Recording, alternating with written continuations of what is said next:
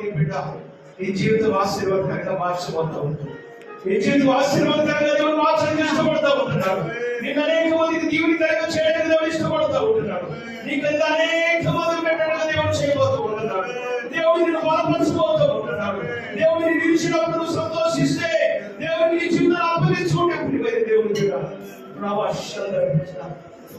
దీవెనకరంగా మార్చబడతామండి.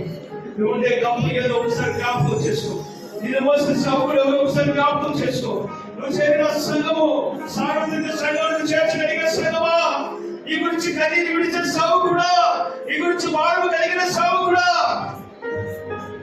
ఏదో ఇసుకొని సంఘంలో ఉన్నావా?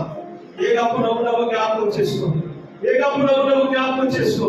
అనేక మంది ఆకలి తీర్చిన తర్వాత కూడా నువ్వు గంప నిండా నువ్వు ఎత్తబడ్డావంటే నువ్వు ఎంత ఆశీర్వదించ